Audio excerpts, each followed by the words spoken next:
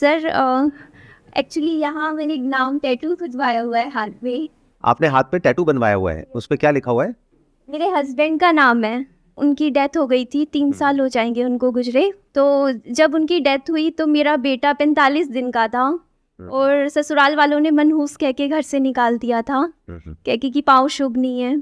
तो वो एक पॉइंट था जब न मेरे पास पैसे भी नहीं थे, 1 रुपया भी नहीं था, ना कहीं से कोई सपोर्ट भी नहीं था। और एक रात ऐसी थी जब मैं मेड की नौकरी देख रही थी खुद के लिए कि शायद बच्चे को साथ रख के यही नौकरी कर पाऊँ। वैसे मैंने बीटेक किया हुआ है, तो 2 साल मैंने काम किया, मेहनत करी और आज मेरे पास खुद के 2 फ्लैट्स हैं जो मैंने खुद अपने दम पर अपने पैसों से ख़रीदे हैं। लेकिन वो जो डर है वो अभी भी नहीं निकलता दिमाग से। वो जो एक डर है कि जब वो जो रात थी जो मैंने वो निकाली थी, जब मेरे पास रहने का ठिकाना नहीं था, पैसे नहीं थे, एक छोटा सा बच्चा था, जब सबने हाथ खड़े कर दिए थे कि जाओ, तो वो जो डर है ना मुझे रात को सोने नहीं देता। मतलब मेरा बेटा है, कल को अभी वो बीमार चल रहा है थोड़ा, तो अगर मैं ना कर पाई तो, क्योंकि अगर कभी फाइनेंशियल बैक पे थोड़ा सा डर लगता है कि क्योंकि कहीं सपोर्ट नहीं है, कहीं कल को कोई एकदम से बीमारी आ गई, मुझे अकेले सब कुछ हैंडल करना है। उस डर की वजह से मैंने 2 घर खरीद लिए 2 साल में।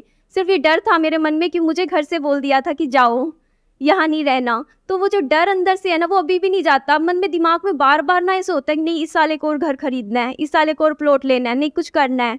तो वो चीज़ मुझे शांत बैठने नहीं देती है और मन में ही रहता है कि 24 घंटे को ना 48 घंटे बनाना है, मतलब कुछ करना है। आपका ये जो डर है ना, इसको ब्रेक डाउन करते हैं। Yes sir. क्या ये डर आपका इमेजिनरी है या रियलिटी पे बेस्ड है? रियलिटी पर बेस से रियलिटी क्या है?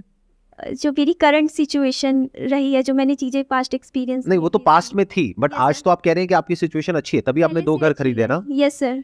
आप अभी भी अकेले ही अपने बच्चे का टेक केयर कर रहे हैं? Yes sir. You are independently handling everything? Yes sir. तो देखो, डर 2 तरीके का होता है, एक होता है इमेजिनरी, एक होता है रियलिटी पे बेस्ड। तो आपका डर एक स्टैंड पॉइंट से इमेजिनरी है, यानी कि पास्ट में ऐसा हुआ, अब दोबारा से ऐसा हो गया तो क्या होगा।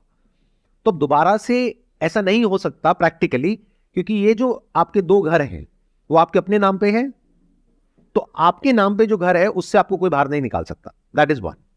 अब आपके अंदर ये डर आ रहा है कि अगर कल को मेरे बेटे को कोई हेल्थ से रिलेटेड इश्यू हो गया, जो आप कह रहे हैं कि अभी थोड़ा बहुत हेल्थ में प्रॉब्लम चल भी रही है, तो आपको क्या करना है कि अपने बेटे की और अपनी जितनी जल्दी हो सके उतनी जल्दी हेल्थ इंश्योरेंस करानी है।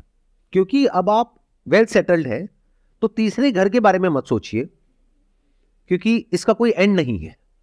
आप कहोगे अब मैं 3 घर ले लूं, 4 घर ले लूं, 5 घर ले लूं, प्लस आपके अंदर से आ रहा है कि अब मुझे कुछ करना है, अपने दम पर कुछ बड़ा क्रिएट करना है, पूरी दुनिया को दिखाना है। कहीं ना कहीं बैक ऑफ द माइंड ये चल रहा है कि जिन लोगों ने मेरे साथ में ऐसा कुछ किया, अब मैं उनको दिखाती हूं कि मैं क्या हूं। राइट? तो अगर मैं आपकी जगह होऊंगा, मैं क्या करूंगा, सबसे पहले तो अपनी और अपने बेटे की हेल्थ इंश्योरेंस कराऊंगा, अच्छे अमाउंट की, छोटे मोटे अमाउंट की नहीं, ताकि ये डर जड़ से खत्म हो जाए। डर क्या है कि आज मान लो आपके 2 घर हैं, वो भी आई एम अज्यूमिंग कि हो सकता है आपने शायद लोन पे भी लिया हो। ये आपका जो फियर है ये कोई इमेजिनरी नहीं है, ये रियल है। ऐसा हो भी सकता है कि भगवान ना करे कोई ऐसी बीमारी हो जाए जिसकी वजह से वो घर सेल करने पड़ जाए। तो अब इस डर को खत्म करने का क्या तरीका है? अपनी एक हेल्थ इंश्योरेंस कराओ, जिसके लिए बहुत ही नॉमिनल आपको प्रीमियम देना है। तीसरा घर खरीदोगे, अननेसेसरी अपने ऊपर ईएमआई का बर्डन बढ़ाओगे और उसका कोई यूज भी नहीं है, वहां पे आपको रहना भी नहीं है। That is one. सेकेंड, कि आपके अंदर से आ रहा है कि मुझे कुछ करना है, मुझे दुनिया को दिखाना है, तो आप ऑलरेडी बहुत कुछ कर चुके हो, क्योंकि आप बता रहे हो कि एक ऐसी स्टेज थी आपकी लाइफ में जब आपने बीटेक किया था और आप मेड की नौकरी करने के बारे में सोच रहे थे। आज आपने अपने पैसों से अपने बेस पर 2 घर खरीद लिए हैं। तो क्या ये छोटी चीज है? ये बहुत बड़ी बात है। तो ऑलरेडी आप बहुत कुछ अचीव कर चुके हो। अब आपको किसी को प्रूव करने के लिए या किसी को दिखाने के लिए नहीं जीना है, नहीं तो अपनी लाइफ को खो दोगे। अपनी लाइफ के जो अच्छे मोमेंट्स हैं या जो आप एक्चुअल में कर सकते हो, उस सबको खो दोगे। बस इसी रेस में भागते रहोगे कि पूरी दुनिया को मैं प्रूव करूंगी कि देखो मैं क्या हूं। And that is the problem with most people. किसी को प्रूव करने के लिए अपनी जिंदगी को मत जियो। ये ऐसा है कि अपनी जिंदगी, जो कि बहुत बड़ी एक चीज हमको मिली है, उसको हमने बहुत छोटा कर दिया है।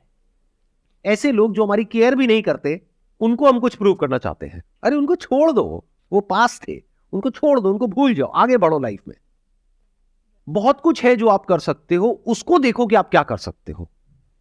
not for money, not for third house, but for creating a better world for you and for your son. तो हो सकता है आपकी जो पूरी की पूरी अप्रोच है वो ही बदल जाएगी, तब आपके सोचने का तरीका बिल्कुल बदल जाएगा. I hope that answers your question. Yes sir. Sir एक मैं जो वीडो के लिए जो स्टिग्मा बनाया हुआ है उसके बारे में अगर आप थोड़ा बोलें तो अच्छा लगेगा. ऐसी सिर्फ एक मेंटालिटी नहीं है, कास्ट सिस्टम को लेकर के है, Yes, sir. विडोज को लेकर के है, डिवोर्स को लेकर के है, सर. ऐसे बहुत सारे इश्यूज हैं जिसको लेकर के अभी भी लोगों की जो सोच है वो बहुत ही कंजर्वेटिव है. कंजर्वेटिव है. तो मेरे कहने से या किसी के कहने से या किसी के करने से तो वो बदलने वाले हैं नहीं. ऐसे जो लोग होते हैं जिनकी इस तरह की सोच होती है, उनका जो माइंड होता है ना वो बंद होता है पूरी तरीके से. उनको ना तो किसी की बात समझ आती है, बस जो पुराना जो चला आ रहा है बस वही समझ आता है और वो वहीं घूमते रहते हैं. वो बिल्कुल ऐसा है कि एक पेड़ है जो बिल्कुल ही रिजिड हुआ पड़ा है, तो वक्त के साथ साथ ऐसे जो पेड़ होंगे वो सब कट जाएंगे. किसी को भी ऐसे माँ बाप नहीं चाहिए जिनकी सोच बहुत ही कंजर्वेटिव हो, या ऐसे रिलेटिव्स नहीं चाहिए, ऐसे लोग नहीं चाहिए. तो जब यंग जनरेशन को ऐसे लोग चाहिए ही नहीं तो उन लोगों का होगा क्या, सोचो. तो वो लोग इसलिए नहीं बदलेंगे क्योंकि उसमें आपका फायदा है, वो इसलिए बदलेंगे या उनको इसलिए बदलना पड़ेगा क्योंकि उसमें उनका फायदा है. आज की डेट में भी बड़े बड़े शहरों में, मैं गांव की तो बात ही नहीं कर रहा, कि जब पता लगता है, वैसे तो इलीगल है कि आप पता नहीं कर सकते अल्ट्रासाउंड में कि लड़का है लड़की है, लेकिन आज भी ये हो रहा है कि जहां पे पता किया जाता है कि पेट में लड़का है लड़की है तो गिरा दो. Yes sir. इसमें हाथ किसका है? क्या सिर्फ उन लोगों का है, सिर्फ मेल्स का है, या फीमेल्स का भी है? फीमेल्स का. कि जो लड़के की माँ है तो एक फीमेल आ गई, यस सर.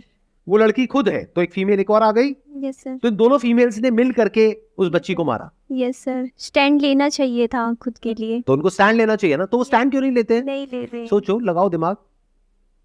फीमेल नहीं चाहती है, कई फीमेल्स होती हैं जो नहीं गिराना चाहती, जो स्टैंड लेना चाहते हैं, बट कहीं ना कहीं वो जो एक डर, एक जो सोसाइटी, जो फैमिली, जो हस्बैंड, वो हमेशा उसे क्या करता है, डोमिनेट करता है. तुम नहीं करोगी तो मैं ये कर दूंगा, तुम ये नहीं करोगी तो मैं ये कर दूंगा. फीमेल्स को, मुझे आज भी, मैं यही क्वेश्चन अभी पुट ऑन करने वाली थी कि फीमेल्स को आज भी कहीं ना कहीं इतना डोमिनेट कर दिया जाता है कि तुम कुछ नहीं हो.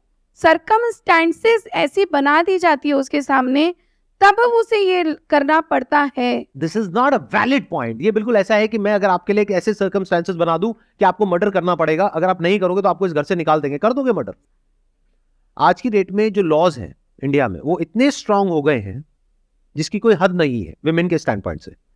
तो बहुत सारी विमेन इसका मिसयूज भी कर रही हैं कि अगर एक आदमी ने कुछ गलत नहीं भी किया है, लेकिन अगर विमेन चाहे तो उसकी और उसकी पूरी फैमिली की धज्जियां उड़ा सकती है एक सेकंड के अंदर अंदर. लीगली इतना स्ट्रांग है जो लॉ है. कितने मेरी इस बात से एग्री कर रहे हैं? सब एग्री कर रहे हैं. अब वो टाइम गया कि आप अपनी बीवी को मारते रहोगे, पीटते रहोगे और वो चुपचाप बैठी बैठी ये बोलती रहेगी कि नहीं, ये तो मेरे पति हैं, परमेश्वर है, मैं इनके चरणों की दासी हूं. मेरे को नहीं लगता कि वो टाइम है, बल्कि इसका उल्टा भी हो सकता है. अब जो पावर डायनामिक्स है जो पहले वन साइडेड थी, अब वो वन साइडेड नहीं है. विमेन के पास में पावर कम नहीं है, बहुत पावर है. बल्कि ये भी कहना गलत नहीं होगा, मेन से ज्यादा पावर है. अगर कोई आदमी चला जाए कि मेरे साथ में कुछ गलत हो रहा है घर में, मेरी बीवी मुझे मार रही है, तो जैसे आप अभी हंस रहे हो ऐसे पुलिस वाले हंसेंगे, चल भाग यहां से. और अगर एक विमेन चली जाए वहां पर तो सीधा उसको पकड़ के लाएंगे और उठा करके फैमिली समेत और लॉकअप में डालेंगे, फिर बात करेंगे, बता बेटा क्या हुआ है. कहने का मतलब है कि अब ये जो बातें हैं वो इतनी रेलेवेंट नहीं है. एटलीस्ट ऐसी जगहों पे जहां पे अवेयरनेस है, जहां पर एजुकेशन है, जहां पर लोगों को इसके बारे में पता है. सर मैंने ना एक चीज़ देखी, अभी इन्होंने बोला ना कि मतलब मेल्स ही मतलब इस बारे में बोला करते हैं कि इस बच्चे को गिरा दो, इस तरीके की बातें मतलब मेल्स ही बोलते हैं. बट मेरा एक्सपीरियंस ये कहता है कि ज़्यादातर वुमेन्स ही वुमेन्स के लिए ये चीज़ें बोलती हैं, तो फीमेल ही फीमेल को परेशान करती है. मेल्स का ऐसा नहीं, मतलब ससुर नहीं करते, सास ही परेशान करते. रियलिटी है. आपने बोल तो दिया रियलिटी है, लेकिन क्या आप ये कैमरे में रखना चाहेंगे? हाँ बिल्कुल सर, मेरी सास बहुत अच्छी है, बट सर ये सबके लिए नहीं है. नहीं सर मेरे हस्बैंड आए हैं. सर मेरी सास बहुत अच्छी है, लेकिन और सबकी सास बुरी है। नहीं, बढ़िया। सास का ही नहीं है, मैं एक चीज बोल रही हूँ कि हाँ। ये फीमेल ही क्रिएट ज्यादा करती हैं। तो आप मेरी इस बात से एग्री करते हैं जो बात मैं कह रहा हूँ बिल्कुल सर। कि अब जो सिनेरियो है वो चेंज हो रहा है। मैं ये नहीं कहूंगा पूरी तरह से चेंज हो गया है, लेकिन बहुत तेजी से बदल रहा है। और वो लोग जो नहीं बदलेंगे वक्त के साथ साथ में, जो आपका क्वेश्चन था कि लोग ऐसे हैं वैसे हैं वैसे हैं, मैं कह रहा हूं वो सारे खत्म हो जाएंगे आने वाले टाइम में।